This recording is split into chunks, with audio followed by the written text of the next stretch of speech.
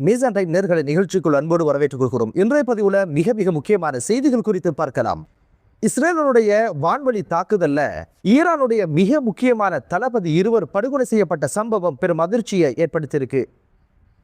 பக்தாதில் அமைந்திருக்கும் அமெரிக்காவினுடைய தூதுவர் ஆலயத்தின் மீது ஈரான் மேற்கொண்ட தாக்குதல்ல பலத்த சேதம் ஏற்பட்டிருப்பதாகவும் 12 பேர் படுகொலை செய்யப்பட்ட சம்பவமும் பதிவாகி இருக்கு.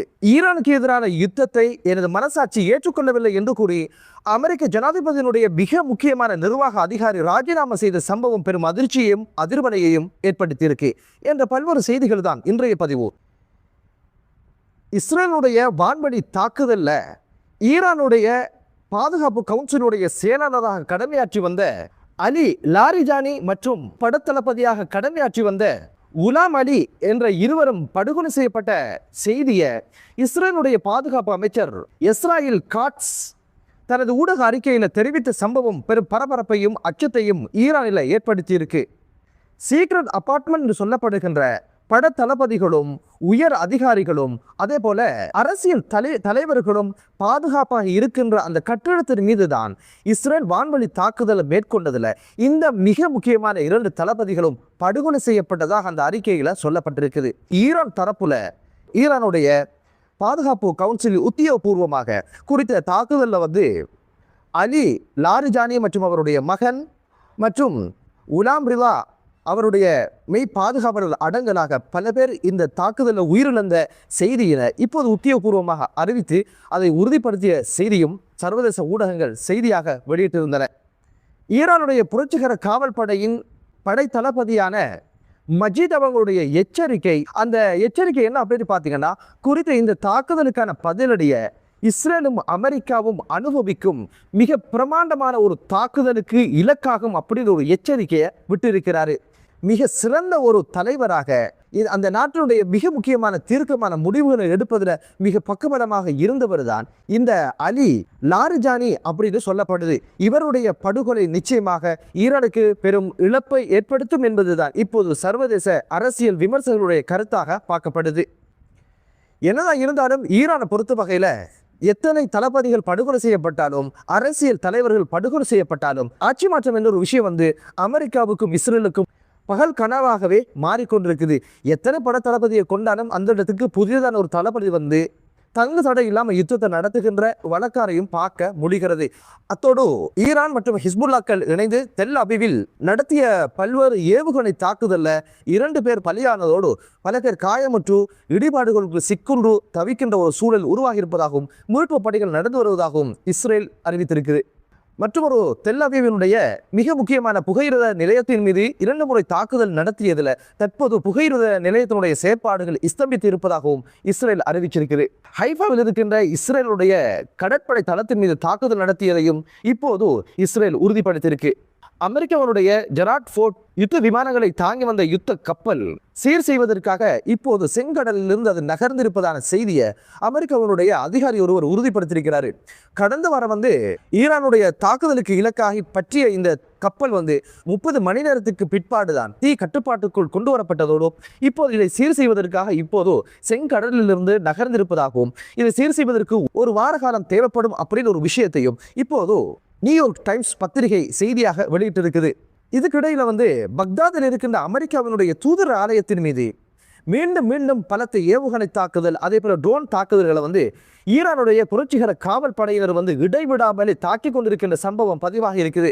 நகரங்கள் மீது பல்வேறு ஏவுகணை தாக்குதல்களும் நடந்தேறியிருக்கிறது. 4 பேர் பலியானதோட பல பேர் காயமடைந்ததில் 2 பேருடைய நிலைமை கவலைக்கு இடமாக இருப்பதாகவும் ஈராக்கிலிருந்து வெளிவரும் செய்திகள் குறிப்பிட்டிருந்தது. அதுபோக பாபில் பிரதேசத்திலும் அம்மார் பகுதியில் இருக்கின்ற ஹஷத் ஷாபி என்று சொல்லப்படுகின்ற இயக்கத்தினுடைய முகாம்கள் மீது ஏவுகணை தாக்குதல் மேற்கொள்ளப்பட்டதில் 8 பேர் பலியானதோட 10 பேர் படுகாயமடைந்த சம்பவம் பதிவாகி இருந்தது. இந்த தாக்குதலை கண்டித்து ஈராக்கினுடைய அரசு தனது கடுமையான கண்டனத்தையும் தெரிவித்திருந்தது. என்னதான் கண்டன அறிக்கைகள் வந்த போதிலும் ஈரானுடைய போக்கு என்ன அப்படின்னு பார்த்தீங்கன்னா, எமது விரோதியை ஆதரிக்கின்றவர்களும் எமது இலக்காக இருப்பார்கள் என்ற அடிப்படையில் தான் இப்போது வந்து மத்திய கிழக்கு நாடுகளில் சரமாரியான ஏவுகணை தாக்குதல்களையும் ட்ரோன் தாக்குதல்களையும் மேற்கொண்டு வருகின்ற சம்பவம் பதிவாகி இருக்கு. அந்த வகையில் ஈராக்கும் விதிவிலக்கு கிடையாது. எனவே அமெரிக்கா விட்டு நீங்க தூர இருப்பது தான் ஆரோக்கியம் அப்படின்னு ஒரு விஷயத்தை தான் இப்போது ஈரானுடைய ஏவுகணைகளும் ட்ரோன்களும் சொல்லி இருக்குது. இதுக்கிடையில வந்து டொனால்ட் ட்ரம்புக்கு வலது கையாக இருந்தவர், பக்கபலமாக இருந்தவர், மிக முக்கியமான ஒரு அரசு அதிகாரியா இருந்தவருடைய ராஜினாமா டொனால்ட் ட்ரம்புடைய நிர்வாகத்தில் மிகப்பெரிய ஒரு பூகம்பத்தை உண்டு பண்ணிருக்கு அப்படின்னு சொல்லப்படுகின்ற அளவுக்கு அந்த ஒரு ராஜினாமா மிகப்பெரிய ஒரு பேசுபொருளாக மாறி இருக்கு. அந்த ராஜினாமா பண்ணினவர் யார் அப்படின்னு பார்த்தீங்கன்னா, தேசிய பயங்கரவாத தடுப்பு மையத்தினுடைய இயக்குநராக இருக்கின்ற ஜோ கென்ஸ் என்று சொல்லப்படுகின்ற அதிகாரி தான் தனது ராஜினாமாவை அறிவிச்சிருக்கிறாரு.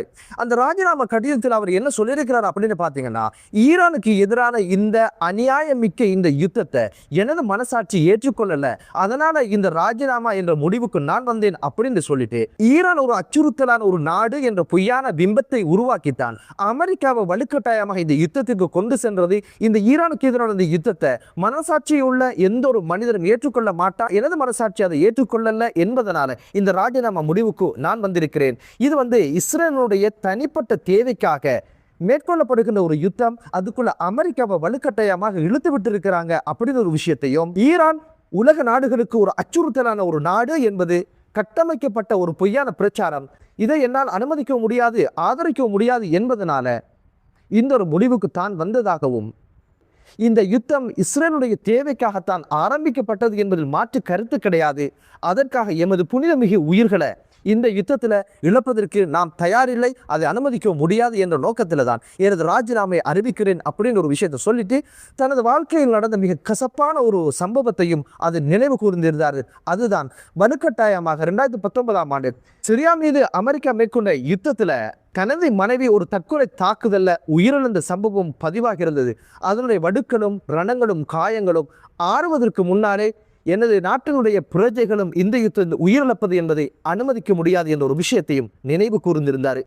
இந்த ஒரு விஷயம் இப்போது டொனால்ட் ட்ரம்புடைய நிர்வாகத்தில் மிக பாரிய அளவில் பூகம்பமாக வெடிச்சிருக்கு அப்படின்னு ஒரு விஷயமும், இந்த யுத்தத்தில் டொனால்ட் ட்ரம்பினுடைய வீரியம் குறைவதற்கான காரணமாகவும் பின்வாங்குவதற்கான மற்றும் ஒரு காரணியாகவும் இந்த ஒரு ராஜினாமா இருக்கும் அப்படின்னு சொல்லப்படுது.